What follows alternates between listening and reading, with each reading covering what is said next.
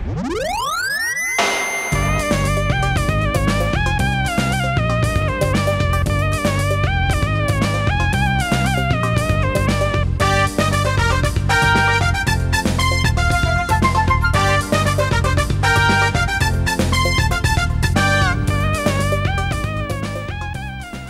বিকাল বন্ধুরা, নিশ্চয়ই খুব ভালো আছো। তোমাদের সবাইকে স্বাগত প্রাণ মিল্ক ক্যান্ডি কুইজ জানার আছে বলার আছে তে। তোমাদের সাথে আছি আমি সোনিয়া রিফাত।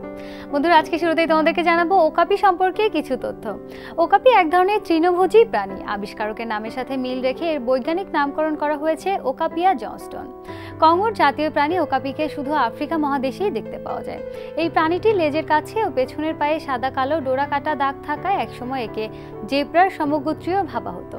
জেব্রার সাথে মিল থাকলেও এটি আসলে জিরাফ পরিবারের সদস্য। এদের বড় বড় কান থাকায় এদের শ্রবণ শক্তি অত্যন্ত প্রখর। ওয়ার্ল্ড কনজারভেশন ইউনিয়ন প্রকাশিত হুমকির তালিকায় থাকা প্রাণীদের মধ্যে ওকাপির নামও রয়েছে। বন্ধুরা, আজকে আমাদের সঙ্গে আছেন রেডিও জকি মৌরি। তার সঙ্গে কথা বলবো আর তোমাদেরকে বলছি স্ক্রলে দেখানো নাম্বারটিতে ফোন করতে থাকো। মৌরি আপু, স্বাগত প্রাণ মিল্ক ক্যান্ডি কুইজ জানার আছে বলার আছে তে। কেমন আছো? অনেক ভালো আছি, আর তোমাকে অনেক ধন্যবাদ আজকে আমাকে এখানে ডাকার জন্য। আর কি বলবো, এক্সাইটেড আছি, জানি না কতটুকু কি পারবো। অবশ্যই আজকে অনেক চমৎকার একটা আড্ডা হবে, কারণ আমারও খুব ভালো লাগছে আজকে একজন আরজেকে পেয়েছি। তো আরজেকে পাওয়া মানে গল্পের কোনো শেষ নেই, একদমই শেষ নেই। ওকে, শুরুতেই জানতে চাই যে দিনকাল কেমন যাচ্ছে? আমার দিনকাল খুব ভালোই যাচ্ছে, খুব ব্যস্ততার মধ্যে যাচ্ছে আসলে। একসাথে কাজ নিয়ে এতটা বেশি ঝুঁকে আছি এখন, কন্টিনিউয়াসলি কাজ করতে হচ্ছে অনেক, তো ভালোই যাচ্ছে। আচ্ছা, তো একটু শুরুতেই জানবো যে আরজেইং যখন শুরু করেছিলে সেই শুরুর দিকের গল্পটা। আচ্ছা, আরজেইং শুরুর দিকে যে গল্পটা, এটা বলতে হলে একদম অনেক আগে চলে যেতে হবে, সেই 2009 সালের দিকে। তখন আর কি আমি রাত্রেবেলা যে শোগুলো হতো সেই রেডিও শোগুলো অনেক বেশি শুনতাম। আর যে রাজু, তখন শুভ ছিল রেডিও জকি হিসেবে, ওই শোগুলো শুনতাম। তখন ইচ্ছা হতো আমি যদি আরজে হতে পারতাম, কতই না ভালো হতো। বাট তখন আর হয়ে উঠে হয়নি আর কি। খুব কষ্ট করে পরে একটা ইনস্টিটিউটে জয়েন হলাম একটা ট্রেনিং নেওয়ার জন্য, এবং সেটাতে আমি ট্রেন্ড আপ হিসেবে আরজে রাজুকে পেয়েছিলাম। আচ্ছা, আমি একটু এখানে জানতে চাই আরেকটু ডিটেইলে যে যখন তুমি বললে যে একটা স্টেশনে সুযোগ পেয়েছিলে, তো সেই সুযোগটা কি করে হলো? হ্যাঁ, সুযোগটা কি করে হয়েছে সেটা হচ্ছে আমার এক বন্ধু আমাকে হঠাৎ করে বললো। আমাকে ছোটবেলা থেকে বলা হতো যে এই তোর ভয়েসটা তো অনেক সুন্দর, তোর ভয়েস অনেক সুন্দর, তুই আরজেতে, যখন আরজে জিনিসটা আসলো যে আরজেতে তুই যুক্ত হতে পারিস। তো হঠাৎ একটা বন্ধু বললো যে আমার শুরুটা হয়েছিল এশিয়ান রেডিওর থেকে, আর এখন আমি আছি রেডিও 71-এ। তো এশিয়ান রেডিওতে যখন আমি কাজ করা শুরু করেছি, আমার ফ্রেন্ড বললো এশিয়ান রেডিওতে ওখানে হচ্ছে, অডিশন হচ্ছে, তো ওখানে যেতে পারিস। আমি দিলাম, সিভি ড্রপ করলাম। সিভি ড্রপ করার পর আমাকে ডাকলো, এবং আমি যে কথাটা বললাম যে ট্রেন্ড আপ হয়েছিলাম, সো আমি যার কাছ থেকে ট্রেন্ড আপ হয়েছিলাম সে তখন আমার সামনে ছিল আমার অডিশন নেওয়ার জন্য। আচ্ছা, একটু বলছিলে যে ট্রেনিং নিয়েছো, সেটা কি কোনো ইনস্টিটিউট ছিল নাকি পার্সোনালি কারোর সাথে মানে পরিচয় ছিল, তোমাকে একটু ব্রিফ করেছে? হ্যাঁ, ওটা একটা ইনস্টিটিউটই ছিল, কিন্তু পরে আর মানে সামহাউ ওই ইনস্টিটিউটটা এখন আর নেই। সো ওটা ইনস্টিটিউটের মতোই বলা যায়। 12 জন, খুব অল্প সংখ্যক কিছু মানুষ একসাথে ওখানে ছিল। আর একজন আরজে ছিলেন যিনি আমাদেরকে, যার কথা বললাম আর কি, যিনি আমাদের ট্রেন্ড আপ করেছেন। সো এই ট্রেন্ড আপের পর যখন আমি এশিয়ান রেডিওতে গেলাম, তো আমাকে ফার্স্টে আমি তো ভেবেছি, আমি খুব টেনশনে ছিলাম যে কী হবে না হবে। And they just asked me one question. আমাকে যে কোয়েশ্চেনটা জিজ্ঞেস করেছিল যে গান গাও একটা। আচ্ছা, আমি বললাম যে গান গাবো। আচ্ছা, আমি গান গেলাম। একটা গান গাওয়ার পরে তো পরে বললো যে আচ্ছা ঠিক আছে চলে যাও। আমি তো ভয় পেয়ে গেলাম যে আচ্ছা আমার কি মানে হলো নাকি, আমি কিছু বুঝতে পারছি না। তো তখন 2 সপ্তাহ পর, আমি অডিশনটা দেওয়ার 2 সপ্তাহ পর আমাকে কল দিল যে হ্যাঁ তুমি আসো। এরপর দুপুরের একটা শো পেলাম, ওই শোটা থেকে আর কি শুরু। আচ্ছা, মানে গান শোনার পর থেকে তোমাকে একটা শোতে মানে সরাসরি যুক্ত করা হলো? সরাসরি যুক্ত করা হয়েছিল। আচ্ছা, তো যখন মানে সিলেক্টেড হলে বা ফোন কল পেয়েছিলে, সেই এক্সাইটমেন্টের গল্পটা শুনবো। তার আগে একজন বন্ধু অপেক্ষা করেছে, একটা ফোন কল নিতে চাই। ওকে, অফ কোর্স। হ্যালো, কে আছে আমার সঙ্গে? হ্যালো আপু। বলো, নাম বলো। আমি মাহি। মাহি, কেমন আছো বন্ধু? ভালো আছি, তুমি কেমন আছো? আমিও খুব ভালো আছি। কোন ক্লাসে পড়ছো? ক্লাস 5। ক্লাস 5, ঠিক আছে। বলো কোন বিভাগটি পছন্দ? খেলার মাঠ। খেলার মাঠ, ঠিক আছে। খেলার মাঠ থেকে তোমার জন্য প্রশ্ন করছি। তার আগে বলো যে কোন খেলা বেশি পছন্দ করো?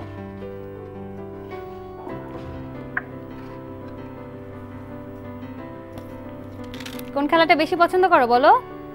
ক্রিকেট। ক্রিকেট, ঠিক আছে। তোমার জন্য প্রথম প্রশ্ন, রিও অলিম্পিকে প্রথমবারের মতো আর্চারির 4টি ইভেন্টেই সোনা জিতেছে ক যুক্তরাষ্ট্র, খ চীন, গ দক্ষিণ কোরিয়া? বলো।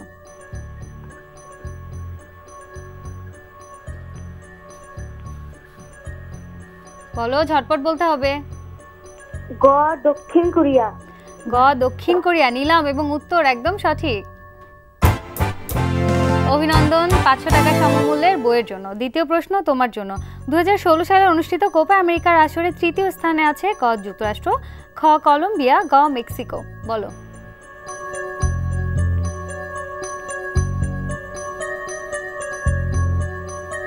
বলো। কলম্বিয়া। খ কলম্বিয়া নিলাম এবং এই উত্তরটিও একদম সঠিক। বাহ, বেশ ভালো খেলছো মাহি, অভিনন্দন 1000 টাকা সমমূল্যের বইয়ের জন্য। এবার বলো, তৃতীয় প্রশ্নে কি যাবে? না। যাবে না? ঠিক আছে, আর একজন বন্ধু অপেক্ষা করে আছে। হ্যালো। হ্যালো আপু, আসসালামু আলাইকুম। ওয়ালাইকুম আসসালাম, কেমন আছো বন্ধু? নামটা বলো। আপু ভালো আছি, আমার নাম উৎসব। উৎসব, বাহ, উৎসব উৎসব উৎসব একটা ব্যাপার, কারণ আজকে ফোনের লাইন পেয়েছো। ঠিক আছে, বলো কোন ক্লাসে পড়ছো? আপু ক্লাস 8। ক্লাস 8-এ, ঠিক আছে। বলো কোন বিভাগ পছন্দ? ঝটপট বলতে। সহজ অর্থনীতি, ঠিক আছে। সহজ অর্থনীতি থেকে তোমার জন্য সহজ করে একটা প্রশ্ন করছি, ঝটপট উত্তর দিয়ে দাও। বাংলাদেশ আন্তর্জাতিক অর্থ তহবিলের সদস্যপদ লাভ করে কবে? ক 1972 সালে, খ 1973 সালে, গ 1974 সালে? বলো।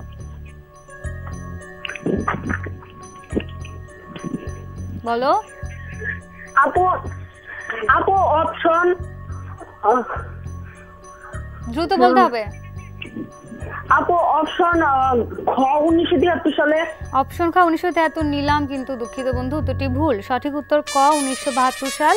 জানার জন্য আরেকটু বলে দিচ্ছি যে 10 মে 1972 বাংলাদেশ সদস্যপদ লাভ করে।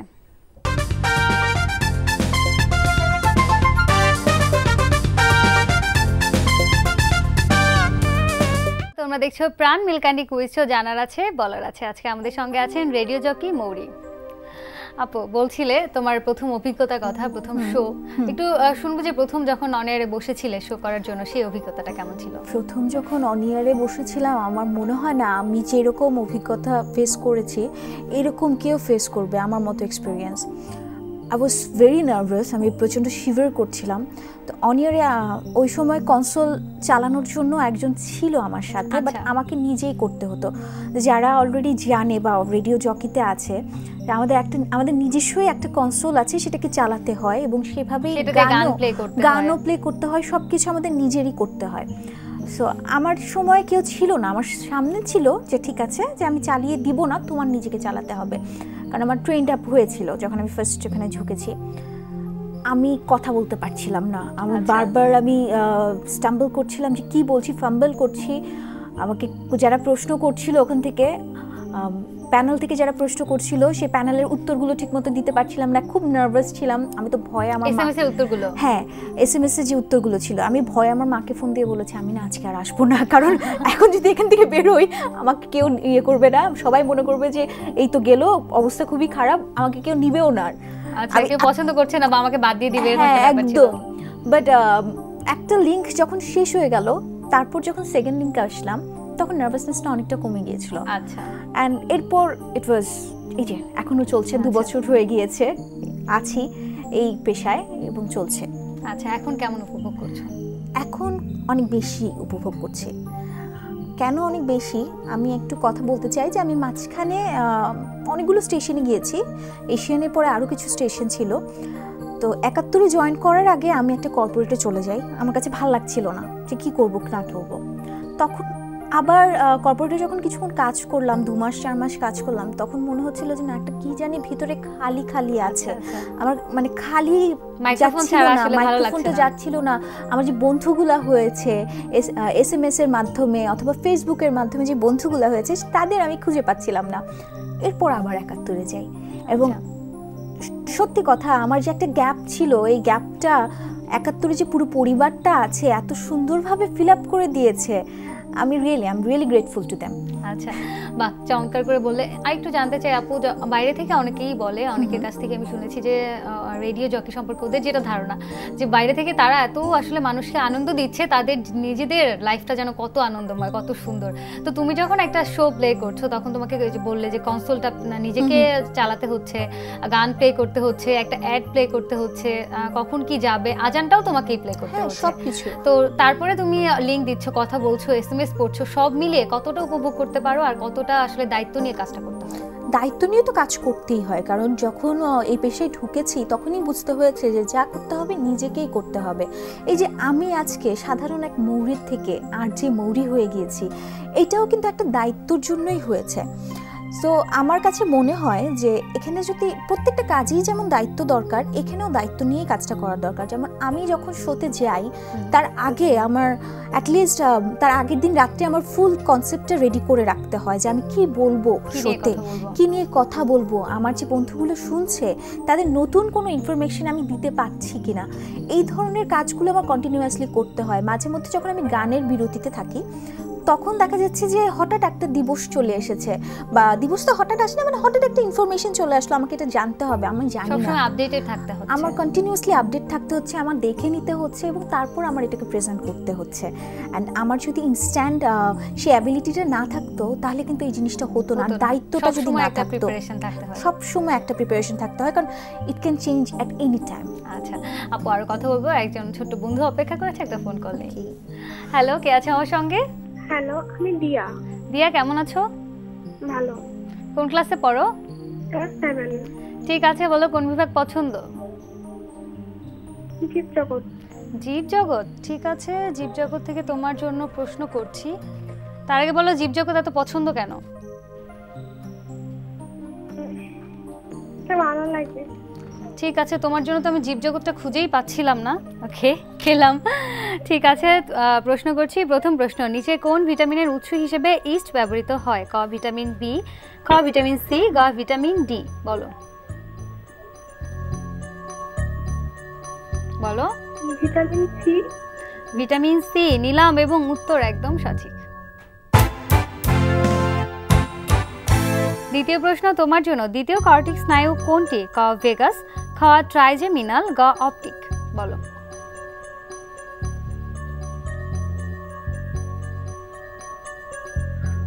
গ অপটিক। গ অপটিক নিলাম এবং এই উত্তরটিও একদম সঠিক। বাহ, অভিনন্দন। 1000 টাকা সমমূল্যের বইয়ের জন্য। এবার বলো 2000 টাকার জন্য কি তুমি খেলবে? মানে তৃতীয় প্রশ্নে কি যাবো? খেলবো। ঠিক আছে, তৃতীয় প্রশ্নে যাচ্ছি। টুংরো ভাইরাস কোন গাছকে রোগাক্রান্ত করে? ক ধান, খ গম, গ মটর। বলো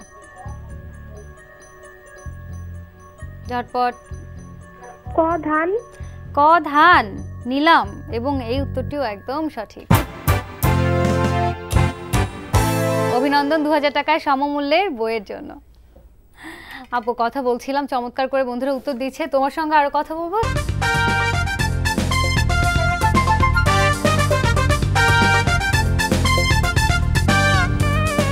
তোমরা দেখছো প্রাণ মিল্ক ক্যান্ডি কুইজ। জানার আছে, বলার আছে, সময় হয়ে গেল ছবির গ্যালারি খেলার। দেখা যাক কোন বন্ধু আছে আমার সঙ্গে। কে আছে আমার সাথে? হ্যালো আপু, আমি জুথি। জুথি, কেমন আছো? জি ভালো আছি। কোন ক্লাসে পড়ো? ক্লাস 8-এ। ক্লাস 8-এ, ঠিক আছে। এখন জানো তো ছবি গ্যালারি খেলবো? হ্যাঁ জানি। ঠিক আছে, ছবিটা ভালো করে দেখো আর আমার প্রশ্নের উত্তর দাও। শ্রীলঙ্কার এই বোলার সম্প্রতি টেস্ট ক্রিকেটে হ্যাটট্রিক করেছেন, তার নাম কি? ক রঙ্গনা হেরাত, খ নুয়াম জয়সা, গ নোয়ার কোলাসেকেরা। বলো ঝটপট। অপশন ক রঙ্গনা হেরাত। অপশন ক রঙ্গনা হেরাত নিলাম এবং উত্তর একদম সঠিক। অভিনন্দন 500 টাকা সমমূল্যের বইয়ের জন্য। এবার তোমার জন্য দ্বিতীয় প্রশ্ন। ছবির এই বিখ্যাত রুশ সাহিত্যিকের নাম বলো? ক লেভ তলস্তয়, খ ইয়োহানেস ডিডেরিক, গ ফিওদর দস্তয়েভস্কি। বলো ঝটপট বলতে হবে। Fyodor Dostoevsky. ফিওদর দস্তয়েভস্কি নিলাম এবং এই উত্তরটিও একদম সঠিক। অভিনন্দন 1000 টাকায় সমমূল্যের বইয়ের জন্য। এবার বলো তৃতীয় প্রশ্নে কি যাবো? যাবো। ঠিক তো? জানো তো নিয়ম?